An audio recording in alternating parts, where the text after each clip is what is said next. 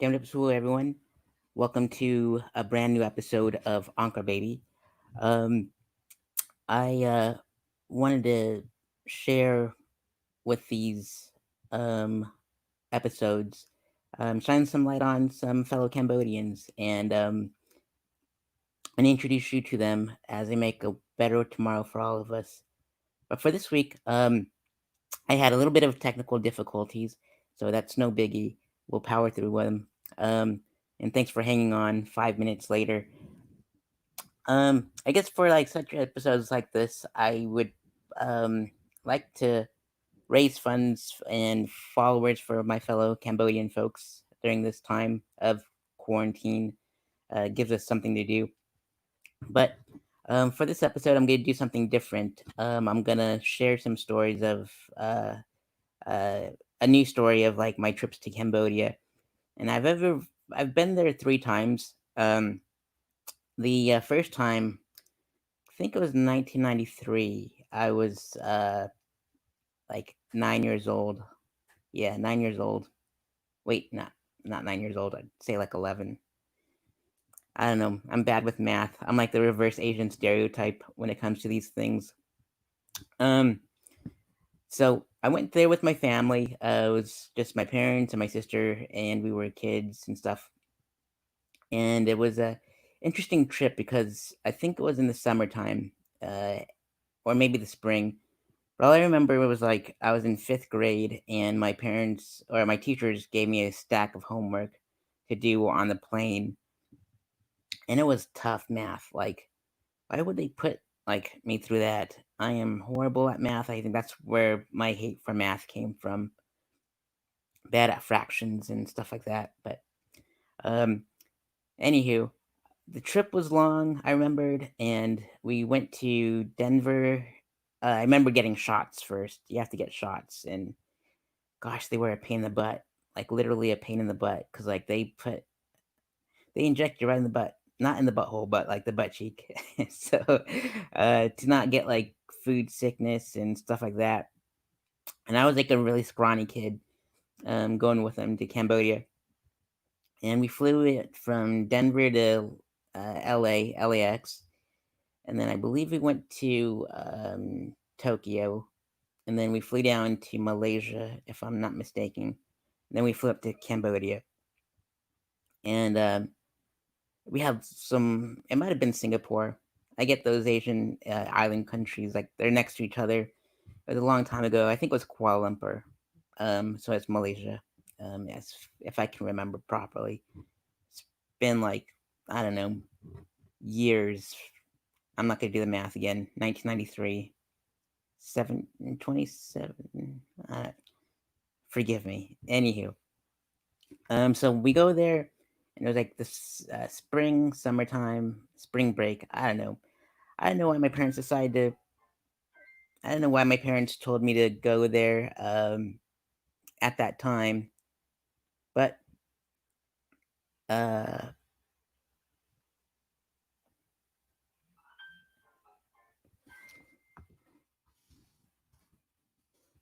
um,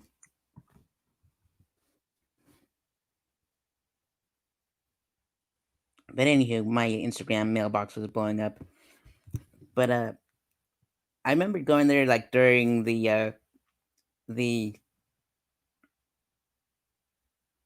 uh during the springtime. It was hot as all get out, and it was like the worst thing ever to get like going in the summer, like because like spring in the U.S. is totally different, and so the springtime over there is like I don't know 100 degrees or maybe even worse. So if you're going to Cambodia, I highly recommend going around the winter time or the fall. Never do it in the spring or never do it in the spring or the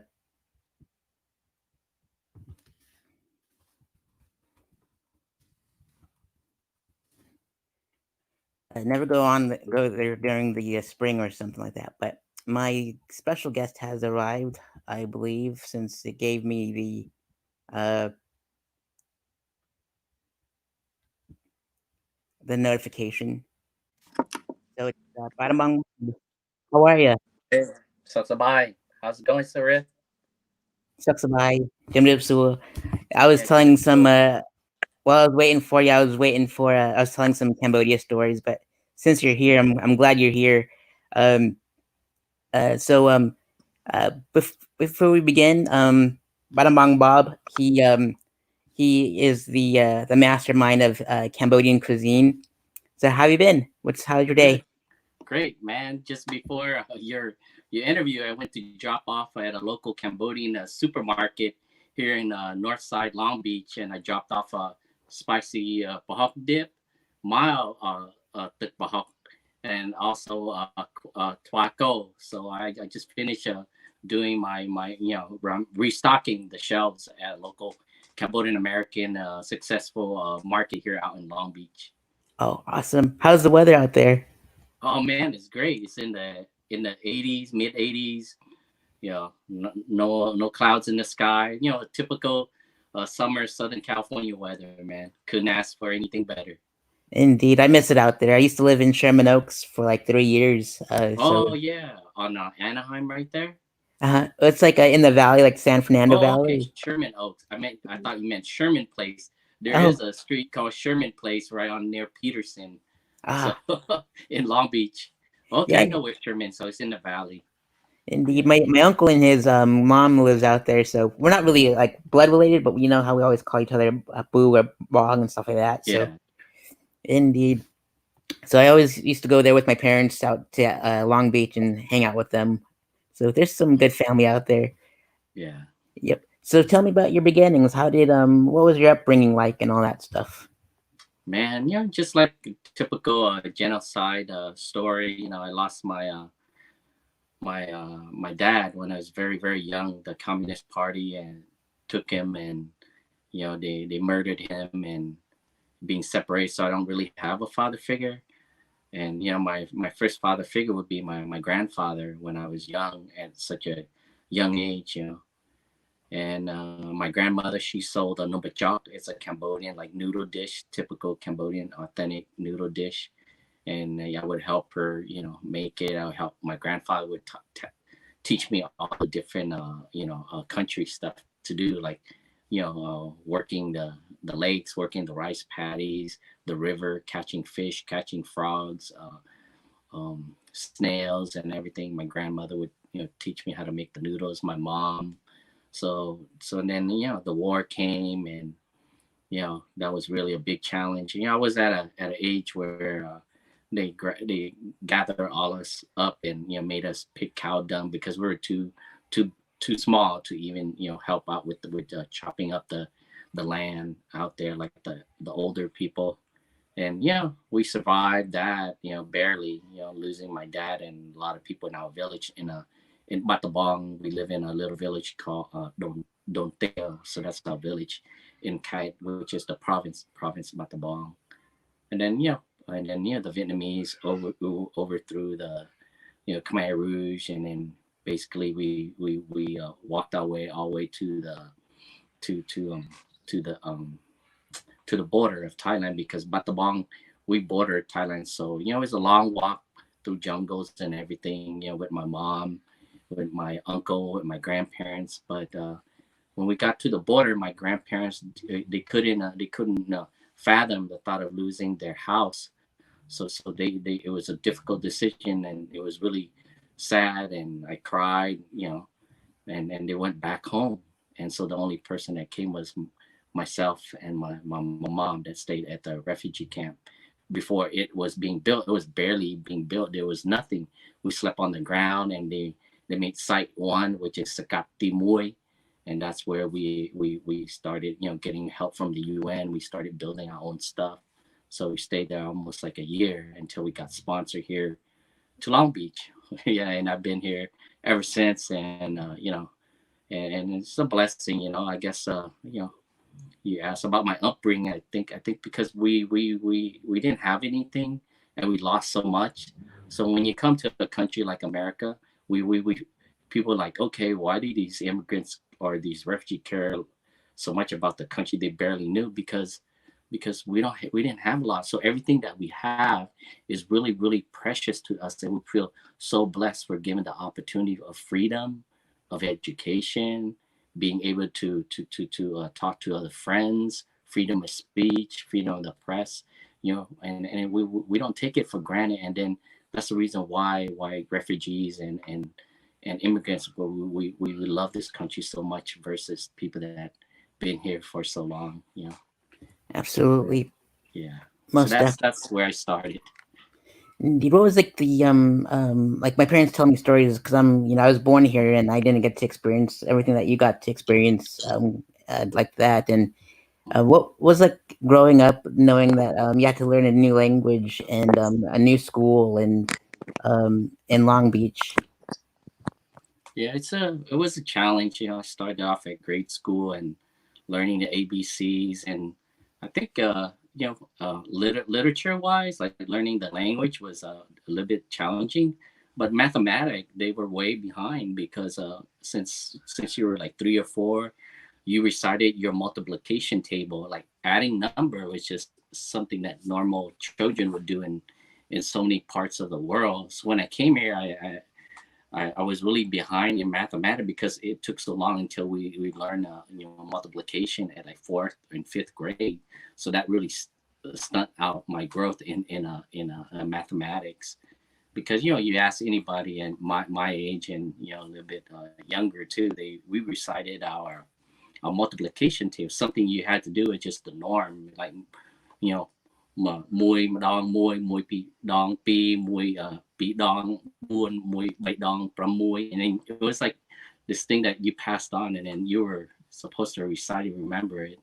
So yeah, literature was challenging, but I enjoyed it. I learned a lot, about the assimilating here, and being made fun of, having that thick accent, and then not knowing things because it was such a culture shock, like you said, when your parents told you, like, because you weren't born here, but when you came over, it's like, man, like how are you, it's gonna be overwhelming. But as a kid, like most children, you overcome your fears, you make friends, and you have people who encourage you. So I was pretty blessed to be surrounded by peers and good teachers and stuff. Indeed. And my parents moved to Colorado, so it was like a complete opposite. There's like hardly any Oh Khmer wow. people here, and it's just like this is crazy. Yeah, I there's was. hardly anyone. I'm sorry. There's hardly any, not such a small community out there. When you guys, went to Colorado, I'm pretty sure that's super challenging. Big time, indeed. My parents were working all the time, so they just made me watch TV so I can learn English. Oh, But awesome. I Yeah. still speak Khmer though because I have to talk Khmer to my mom. So it's pretty Yeah. interesting to be bilingual, like both of us. So it's good stuff. Yeah. Yeah. I remember. I remember just like you, my parents used to watch, TV a lot to learn the English. And man, get this, I bet a lot of the younger people probably relate to. They will watch this show. It's a BBC show. It's this funny man. His name was Benny Hill, and they would play it and that music and then. So man, that's how they learned the English. It was sort of like incorrect of the some of the stuff he did was very like male chauvinist, but we didn't Mhm. know any better. We thought like, okay, he's pretty funny, but you can't do those things nowadays. But back then it was really hilarious, and a lot of the old people, because from all that stress and all that traumatic PTSD, so they would watch a lot of comedy and a lot of music like Michael Jackson, and I think that was their way of an out for a lot of the like our parents were watching like comedy stuff like Benny Hill, Richard Pryor, and Diana Ross, Michael Jackson, Motown. And that really like paved the way for them. Like, hey, why don't we listen to our old Sensi some more people who had tapes back then? That's how stuff were exchanged. That's how it all started. It was on tape. They shared it, recopied it from Jerome, the refugee camp. Yep, So yeah. I can totally relate how your parents like try to learn English, by watching American television. indeed. And how was like the high school and everything after that? What was that like? Which school did you Oh attend? man, And Yeah, I went to a couple of different elementary schools. So my first school was Los Cerritos. Then I went to Abraham Lincoln's in Eastside Long Beach. Los Cerritos in the really nice rich area near the Virginia Country Club here out here in Long Beach. And then I went to Willard Elementary, and then I guess they gave you aptitude tests or whatever. I did so well, in the test they shipped me off to like an all white school, like way in the suburb in Los Alamitos. So I really lost all my grade school friends. Because when you're young, you don't have transportation, you don't know each other's parents. So I was shipped in like an all white school, and then I made friends with a lot of my white friends. I learned about them skating, boogie boarding, surfing in Newcomb Junior High. And after that, I went to Poly, Long Beach Poly, so one of the big schools out here. And then I went to in high school. I actually went to a magnet school out in South Central LA, and most of my friends were African Americans. Like 90% of them were from like the housing project. But it's a magnet program for people who wanted to be in the medical field. It was a King Drew Medical Magnet High School, and that was my foundation to what I do now. So I'm a surgical tech. So what I do, I help assist the surgeon stitching. I help them, doing surgery, whether it be laparoscopy, hysteroscopy, or hernia, ortho. I do a lot of the cases, ophthalmology, and I see a lot, and because I work with so many different doctors, so I would like sometimes have to train the circulator how to prep and get the room ready, get the patient ready, and everything. And then the patient's intubated. So it's a critical job, but I love it because I'm part of a very dynamic team, and then helping the patient, intervene with surgical intervention, but better quality of life. So having their hands like in a split second, something could go wrong during surgery. So I really like what I did. I did computer science, then I did everything except culinary, because culinary was more like, hey, we're gonna throw a house party, you cook. So I did most of the cooking. But now, as soon as I got older in my late 20s and early 30s, and like, you know what? I'm really good at this cooking stuff. And, that's when social media, and then I like, you know what? Let's, take it to the next level. So that's my adulthood and stuff in the way that, I was like most people, from different segment, different industry, but one thing that I love was just like challenging, was trying to do the best that I can at any job that I applied to. I got rejected a lot, don't get me wrong, but just if someone's to give you a task and stuff, do the best that you can do. Be a badass, at what you do, whether you're grocery bag, putting inventory. Be the best of anything that you do. So that's the way I took my work ethics towards anything, when I was young. Dang, and being in the surgery room, you must have like a really strong stomach to handle all that stuff, and working as a Yeah, doctor. And so I'm glad it transitioned yeah, to something like in the cuisine. So that's pretty awesome. yeah. Just handling with different blades, like ophthalmology. We have like different types of blade to make a incision into the cornea to take out the cataract, and even smaller, different small little gauge would go inside the eye. Would look under the scope, fixing detachment of the retina due to advancement of diabetes and stuff. So I was really like good at the microscope, and really like minute stuff. I had really steady hands, so I really enjoy what I do. Especially in surgery. It's not just like being a doctor. There's so many different jobs in surgery, because you're young. Because we're Cambodian American. When we came, we were like, oh, thuộc về cặp chiêm. We think like all this blood, because we don't know.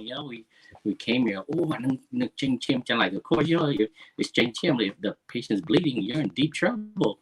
You better get some blood ready and stuff, and go in cardiac arrest. But we control all that with the different agents and different machines and stuff to keep the patient breathing into and different medications. So there's a lot to learn, and I enjoy it. Like I'm pretty sure a lot of people in different field, they love what they do. I'm sorry, I'm like going off topic. Getting excited talking about surgery. It's okay. It's a good thing because you said to in order to be the best, you gotta go all in and be whether you're bagging groceries or not. You gotta do the very best you can to the best to your abilities. Um, Yeah. I'm not sure where that crackling sound comes from, but it might be my USB cord. So I don't know. Maybe my house is possessed. I'm not sure, but Mark, you know, you're also you mentioned that you do Cambodian cuisine and like what was like the first steps of that? well, yeah, when I started off, like, being in the computer film, one of the old school guys, right? So I was telling Panet the other day, like, for 2 years, they look at my record. I didn't have a W-2. They're like, hey, what you do for 2 years? It didn't show that you had you didn't do your income tax. Like, for 2 years, I built my own computers. I sold it to university students, to people. That's back in the late '90s. Computer was starting to take off, like Windows and all these different hardware. The memory. You got your CPU and you got your motherboard. So we would go buy that stuff in PC Club, the case and everything, and we would install like all these games and stuff and we sold it for like 1,500 depending if they want an LCD monitor or they want a faster CPU. So being I was the reason why I'm bringing it up because we're the computer generation. We DOS 2.0 and CSE, the Microsoft certification. But then, we didn't really go into the software until, like you said, until Facebook came along and it became more interactive instead of just Office, like Microsoft Office. You had to really be good at it. So that came along as I wasn't in the technical field anymore. I was in surgical. So when Facebook came, then I got into it. I wasn't really into Facebook a lot because I was busy. You're in your late 20s, 30, living life. And then Instagram came, and Instagram was just it's just pictures because it didn't really have to have a whole paragraph trying to convince people how your day went. So it's just a picture you like it or not. So I'm like, hey, a lot of people were using the influence back then. They use it to really sell their product. So I'm like, hey, why don't give it a shot? So that's when I made a Cambodian Cajun crawfish. I delivered crawfish from locally here in Long Beach. I'm like, it's a legend. Like, hey, remember you used to drop crawfish off at my house? So that's how I got started. And then I like, hey, wait a minute, if I can do crawfish sauce, let me do the Hoffman stuff because I'm really good at making that. Because like I told you before, like having house parties and all this stuff. So my stuff was really solid because my training since I was very young in the culinary part, in the authentic part of Cambodian food. And then I started stocking here at the local store, and it was Khmer Farms, like when Davin and Dane, they're the previous owner with his mom. Now it's Gallo Market, a really big family. They own it, they take turns. So I stocked it here, and then I made a page, and then it went viral. It just, people want it from all parts of the country.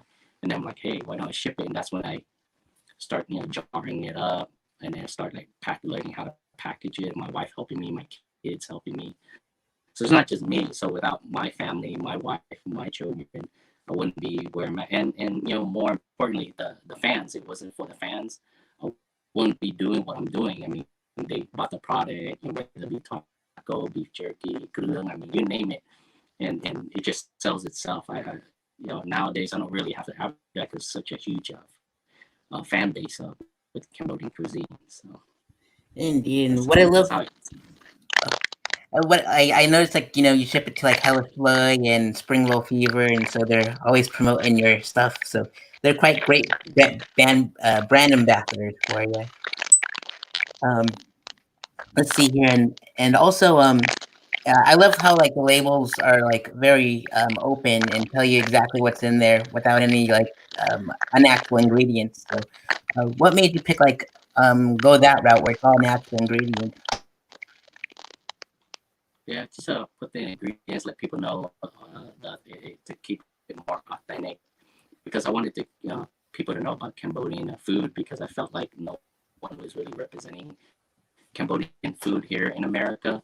I mean, people, did here and there, but we don't have a collaborative part until now. I see a lot of young faces doing their own sauces, doing their own little cooking tutorial. Before, it was only one or two people. They begged me to do it, but man, I'm swamped. I got surgery. I have to do my side. I didn't really have time. I did events, weddings, so I have very little time to videotape it. But it's great to see all the different younger influencers like in the culinary scene. I'm happy to see that they're rising, they're sharing the ingredients, and the reason why I put it is just to let people know that it's authentic. I'm not adding all these chemicals like stuff from overseas. So that's the reason why I wanted to keep things really simple and have it a label that stress the different authentic spices that's in every product. Indeed, and you remind me to pop up the your socials so that way I can get you some more followers and stuff on and visit your website. So I have that scrolling on the bottom, and the whole time it was beneath the video on YouTube too. So Thank you, appreciate yeah, it. you're welcome. And so I'm not quite sure what's going on with the audio. Is it crackling on your side too? Yeah, I don't hear anything on my side. It's mostly coming from you, the audio, the staticky audio. Indeed, I'm not sure why either, but it's like brand new to me, so I'm really confused. But Yeah, it's interference and stuff, static interference, different I, devices, the way that it's connected. that could be it. I think I might have to take since you have a computer system background, I might have to take this laptop to you and have it fixed.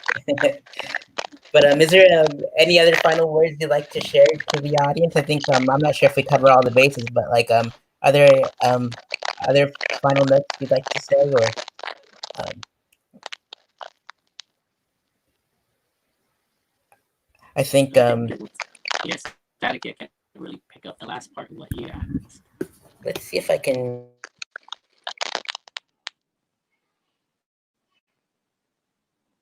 It's only when you speak that it goes staticky. Oh, now it's muted. I can't hear you.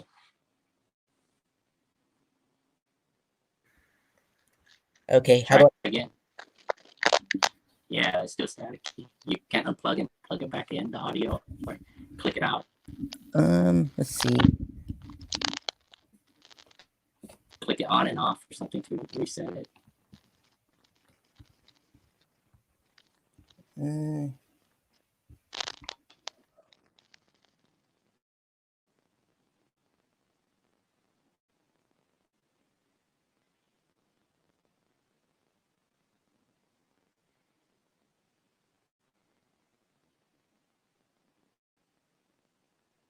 Yeah, I can't really hear.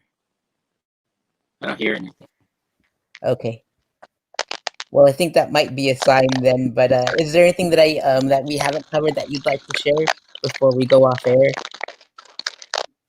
Yeah, I just wanna give a shout out to the young people, not young people. It doesn't matter you're young and old. I'm doing what I'm doing. Just do what you love. Put 110% and have a strong core value. Like respect the stuff, the time that you put in. Respect the people that really like the product, or it could be anything. It could be music and stuff. I mean, just give it your all and share it. You have an audience. You have all the tools and stuff to bring happiness, to bring like joy into people and stuff that people do. I mean, I see a whole lot, and then don't get burnt out. If you find a niche and you do what you love, do it. If it fails, keep and try again. Like people don't know. Like I'm 49. I'm gonna be 50. So it's never too late. Just keep on doing what you're doing. You'll find what you love. Whether you write a book, or you do short movies, or you want to be a fashion designer. Never give up. Never settle. Because the people that are ahead of them, they just started earlier than what you're doing. So you keep on, doing it. You're gonna get better and better. And that's what I've learned doing Cambodian cuisine and also be in my professional career. Also just just being in the room, I was like sweating bullets. Now I could do any case in the back of my head without thinking, having all the surgical team rely on me. So just follow your passion, and have your core values and your ethics, and never give up. So that's something that I always wanted to share. And then I wouldn't be here if it wasn't for the fans, for the supporters and stuff that bought my products, and the events that I did, fellow chefs, fellow vendors, and across the U.S., whether I'm in Lowell or in Stockton or San Diego, here in Long Beach. I mean, I go everywhere because I really want to get to know people and share you know my type of cooking, my representation. You know, so yeah, just do what you love. Absolutely. That's a great way to end it, just to do what you love. And so, thank you so much, Badamong, for Bob, to thank you for joining me on Uncle Baby, and I put all your information there. So make sure you go and buy all the Cambodian cuisine at Cambodian Cuisine. The website and everything's all there, and check out for the giveaways and all that good stuff. So thank you again for joining me on Uncle Wat and Gambiat Lita, and I will see you next week. Awesome. Take care. Appreciate you guys watching. Thanks for it. Welcome to that. Something about it. Akan chad. Saksabay ng akniya.